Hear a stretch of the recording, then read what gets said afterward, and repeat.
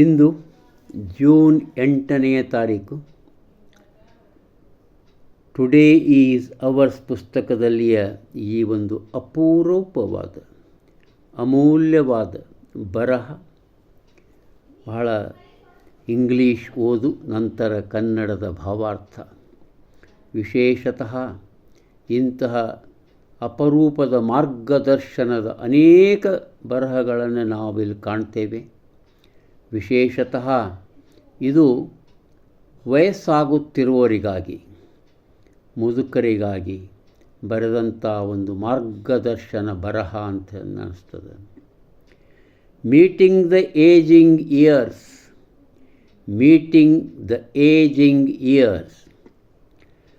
One approaching the old age begins to be disappointed with things outside, and he is conscious of disappointing change taking place inside himself. He becomes cool and detached, and likely sore, morose, and cynical. The unpleasant aspects of old age can be guarded against if one is willing to struggle. ಸುಮಾರು 8 ಮಾರ್ಗದರ್ಶಕ ಸೂತ್ರಗಳನ್ನು ಇಲ್ಲಿ ಕೊಡ್ತಾರೆ. Cooperate with the inevitable. 2. Go on gaining friends. Life is as empty or full as you make it. 3. Try to be flexible and adaptable in your thinking. Avoid prejudice. Don't simply criticize youth for being the way they are.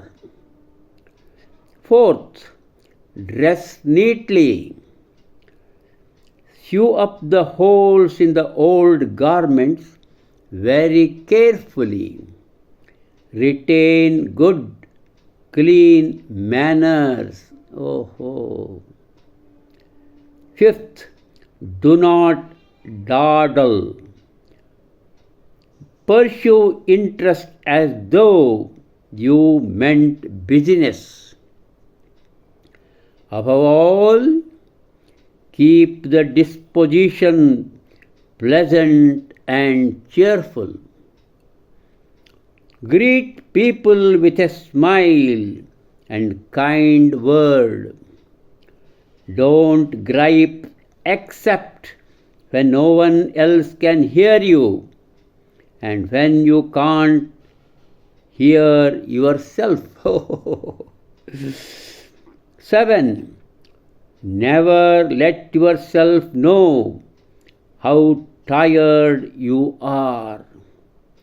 Just sit down for a while, telling yourself that doing so was what you had in mind anyway. 8. Don't worry about dying. Everyone who lived before you stood it. ಈ ರೀತಿ ಒಂದು 8 ಮಾರ್ಗದರ್ಶಕ ಸೂತ್ರಗಳು ಮುಂಚಿನ ವಿಚಾರದೊಂದಿಗೆ. ಇದನ್ನು how to live 365 days a year by John A Schindler MD, Saint Paul publications, ಆ ಗ್ರಂಥದಿಂದ ಆಯ್ದಂಥ ಬರಹ. ಬಹಳಕಿ ಅಪರೂಪದ ಬರಹ. ಒಂದು ನಮೂನಿ ವೆಸ್ಟರ್ನ್ ಮೈಂಡಿಗೆ ಬರೆದಂಥದ್ದು ಆದರೂ, ಪಾಶ್ಚಾತ್ಯ ವೃದ್ಧರಿಗಾಗಿ ಬರೆದಂಥದ್ದಾದರೂ ನಮಗೂ ಸಹ ಇದು ಸಾಕಷ್ಟು ದೊಡ್ಡ ಪ್ರಮಾಣದಲ್ಲಿ ಇದು ನಮಗೂ ಲಾಗೂ ಆಗ್ತದೆ ಅಂತ ಹೇಳ್ತೇನೆ. ನಮಗೆ ಮುದುಕರಾಗುತ್ತಿರುವ ನಮ್ಮಂಥವ್ರಿಗೆ ನಾವು ನಮ್ಮನ್ನು ಹೇಗೆ ಸಂಭಾಳಿಸಿಕೊಳ್ಳಬೇಕು, ನಾವು ಹೇಗೆ ಬದುಕಬೇಕು, ಮುದುಕರಾಗುತ್ತಿರುವ ನಾವು ಹೇಗೆ ಬದುಕಬೇಕು ಅನ್ನುವಂತಹ ಮಾತುಗಳು, ನುಡಿಗಳು ಇಲ್ಲಿವೆ, ಸೂತ್ರಗಳು ಇಲ್ಲಿವೆ. ವೃದ್ಧಾಪ್ಯ ಬರ್ತದೆ. ಆವಾಗ ನಾವು ಹೊರಗಿನ ವಿಷಯಗಳಲ್ಲಿ ಒಂದು ನಿರಾಶಾಭಾವವನ್ನು ಹೊಂದಿರ್ತೇವೆ ಸ್ವಾಭಾವಿಕವಾಗಿ. ಮತ್ತು ನಿರಾಶಾದಾಯಕ ವಾತಾವರಣ ನಮ್ಮೊಳಗೆ ಆಗ್ತಾ ಇದೆ ಎಂಬ ಎಚ್ಚರ ಇರ್ತದೆ ನಮಗೆ. ಏನಪ್ಪ ಯಾರು ಹೇಳಿದ ಮಾತು ಕೇಳಂಗಿಲ್ಲ, ಹಾಗೆ ಹೀಗೆ ನಾ ಹೇಳಿದಂಗೆ ಏನೂ ನಡೆಯೋದಿಲ್ಲ ಅಂಥೇಳಿ. ಆವಾಗ ಏನಾಗ್ತಾನೆ ಆ ಮನುಷ್ಯ ಅಂದರೆ ಉದಾಸೀನನಾಗ್ತಾನೆ, ಏನು ಹೋಲ್ಬಿಡು, ಅನಾಸಕ್ತನಾಗ್ತಾನೆ. ಸ್ವಲ್ಪ ಸಿಟ್ಟು ಬರ್ತದವು, ವ್ಯಾಕುಲತೆ ಆಗ್ತದೆ, ತಿರಸ್ಕಾರದ ಭಾವದವನು ಆಗ್ತಾನೆ. ಇಷ್ಟೆಲ್ಲ ಈ ರೀತಿ ಒಂದು ವೃದ್ಧಾಪ್ಯದ ಅಹಿತಕರ ಸಂಗತಿಗಳು, ಇದರ ವಿರುದ್ಧ ನಾವು ಸಾಗಬೇಕು ಅಂತಾರೆ ಇಲ್ಲಿಯ ಉಪದೇಶ. ಸಾಗಬೇಕು. ಹೆಂಗೆ ಸಾಗಬೇಕು? ಅದೊಂದು ಹೋರಾಟ. ಆ ಹೋರಾಟವನ್ನು ಮಾಡಲಿಕ್ಕೆ ನಾವು ಸಿದ್ಧರಾಗಬೇಕು. ಅವಕ್ಕಾಗಿ 8 ಸೂತ್ರಗಳನ್ನು ಇಲ್ಲೇ ಅವರು ಡಾಕ್ಟರ್ ಸಿಂಡ್ಲರ್ ಅನ್ನೋರು ಕೊಟ್ಟಾರೆ. ಒಂದನೇದ್ದು ಅನಿರ್ವಾಯತೆಯೊಂದಿಗೆ ನೀನು ಸಹಕಾರಿಯಾಗಿ ಸಾಗಬೇಕು. ನಿರ್ವಾಣ ಇಲ್ಲ. ಎಲ್ಲಿಯೋ ಒಂದು ಮನೆ ಮಾಡ್ತಾರೆ ಮಗ ಅಥವಾ ಮಕ್ಕಳು, ಅಲ್ಲಿ ನೀವು ಹೋಗಬೇಕಾಗ್ತದೆ, ಆ ವಾತಾವರಣ ಹಿಡಿಸ್ಲಿಕ್ಕಿಲ್ಲ, ಅನಿರ್ವಾಯತೆ, ಹೋಗಿ ಅಲ್ಲಿ ಹೊಂದ್ಕೊಳ್ಳಿಕ್ಕೆ ಬೇಕು. 2, ನೀವು ಸ್ನೇಹಿತರನ್ನು ಗಳಿಸಬೇಕು, ಹಳೆಯ ಸ್ನೇಹಿತರ ಜೋಡಿ ಚೆಂದಾಗಿ ಮಾತಾಡಬೇಕು. ಆಮೇಲೆ ನೀವು ಏನಾಗಿ ಯಾವಾಗಲೂ ಎಂದು ಬರಿದಾಗಿ ಕಾಣಬಾರದು, ತುಂಬಿದಂತಾಗಿಯೂ ಇರಬೇಕು ಅಂತ ಹೇಳ್ತಾರೆ. 3ನೇದ್ದು, ನಿಮ್ಮ ವಿಚಾರಧಾರೆಗಳಲ್ಲಿ ಹೊಂದಿಕೊಳ್ಳುವ ಸ್ವಭಾವವಿರಬೇಕು, ಸರಿಪಡಿಸುವ ಸಮಾಧಾನ ಇರಬೇಕು. ಏನಾದರೂ ಸರಿಪಡಿಸಿಕೊಳ್ಬೇಕು, ಹೊಂದಿಕೊಳ್ಳುವ ಸಮಾಧಾನ ಇರಬೇಕು. ಪೂರ್ವಾಗ್ರಹದಿಂದ ದೂರವಿರಿ. ತರುಣರಾದವರು ಹೇಗೆ ಇದ್ದಾರೋ ನಿಮ್ಮ ಸಂಗತಿಲೇ ಹಾಗೆ ಇರಲಿ, ಬಿಡ್ರಿ ಅವ್ರನ್ನ. ನೀವು ಅವ್ರ ಜೀವನದೊಳಗೆ ಭಾಳಷ್ಟು ಇಂಟರ್ಫಿಯರ್ ಆಗಬೇಡಿ. ಸುಮ್ಮನೆ ವಿಮರ್ಶಿಸದಿರಿ, ಹಿಂಗೆ ಮಾತನಾಡಬೇಡಿ. ಇನ್ನು 4ನೇದು, ನೀವು ಚೆನ್ನಾಗಿ ಡ್ರೆಸ್ ಮಾಡ್ಕೊಂಡು ಅಡ್ಡಾಡ್ರಿ, ಮಸ್ತ್ ಕಾಣಿಸ್ರಿ. ಏನಾದರೂ ನಿಮ್ಮ ಹಳೆಯ ಅರವಿಗಳಲ್ಲಿ ಎಲ್ಲರೂ ಹರಿದಿದ್ರೆ ಮಾಡಿದ ಚೆಂದಾಗಿ ಅವನು ಹೊಲಿಸ್ಕೊಳ್ರಿ. ನಿಮ್ಮ ವರ್ತನೆ ಚೆನ್ನಾಗಿರಲಿ, ನಿಮ್ಮ ನಡವಳಿಕೆ ಚೆನ್ನಾಗಿರಲಿ, ಸ್ವಚ್ಛವಾಗಿರಲಿ ಅಂತ. ಇನ್ನು 5ನೇದು, ನಿಮ್ಮ ಕೆಲವು ಆಸಕ್ತಿಗಳಿರ್ತಾವೆ. ಎಷ್ಟೋ ಜನರಿಗೆ ಎಷ್ಟೋ ಆಸಕ್ತಿಗಳಿರ್ತಾವೆ, ಅವನ್ನ ಬೆಳೆಸ್ಕೊಡ್ರಿ.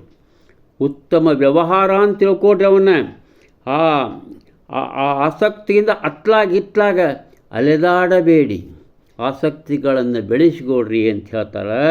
ಅದು 5ನೇದ್ದಾತು. ಇನ್ನು 6ನೇದ್ದು, ಇದೆಲ್ಲಕ್ಕಿಂತ ಹೆಚ್ಚು ನಮಗೆ ಬೇಕಾಗ್ಯದ ಸ್ವಭಾವ. ನಮ್ಮ ಸ್ವಭಾವ ಆಹ್ಲಾದಕರವಾಗಿರಬೇಕು, ಹರ್ಷದಾಯಕವಾಗಿರಬೇಕು. ಎಷ್ಟೊಂದು ಸಮಸ್ಯೆಗಳು ನಮ್ಮ ಎದುರು ನಿಂತಿರಬಹುದು, ಅವನ್ನೆಲ್ಲ ಮೀರಿ ನೀವು ಆಹ್ಲಾದಕರವಾದಂಥ ಹರ್ಷದಾಯಕವಾದಂಥ ಸ್ವಭಾವವನ್ನು ಬೆಳೆಸ್ಕೊಡ್ರಿ. ಎದುರಿಗೆ ಯಾರೋ ಬರ್ಬೋದು, ಮನೆಗೆ ಯಾರಿಗೋ ಬರ್ಬೋದು, ಎಲ್ಲರಿಗೂ ನಗುವಿನೊಂದಿಗೆ ಸ್ವಾಗತ ಮಾಡಿರಿ.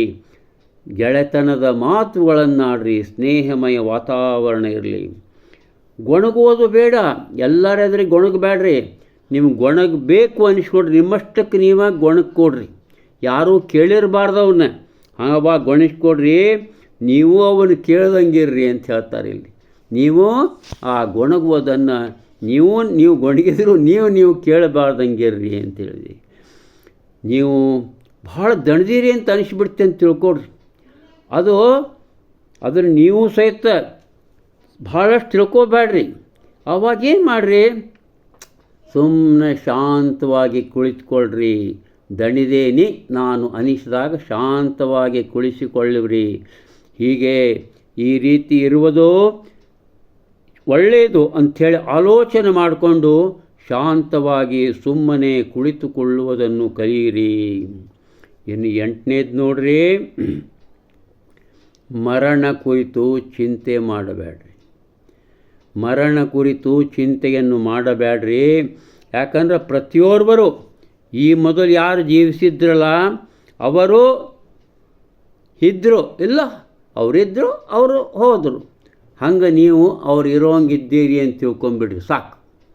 ಆದರೆ ಹೆಚ್ಚಿಗೆ ಅದರ ಬಗ್ಗೆ ಚಿಂತೆ ಮಾಡಬೇಡಿರಿ ಅನ್ನುವಂತಹ ಅಪರೂಪದ ಈ ಸೂತ್ರಗಳನ್ನು ಇಲ್ಲಿ ಬರೆದಿರಿಸಿದ್ದಾರೆ ಮಾರುಸ್ ಅವರು. A courtesy, how to live 365 days a year, 365 ದಿನಗಳ ವರ್ಷದ ಬದುಕು ಮಾಡುವುದು ಹೇಗೆ, ಬದುಕುವುದು ಹೇಗೆ ಅನ್ನುವಂಥ ಪುಸ್ತಕದಲ್ಲಿದೆ. ಎಲ್ಲರಿಗೂ ನಮಸ್ಕಾರ, ಮಂಗಲ.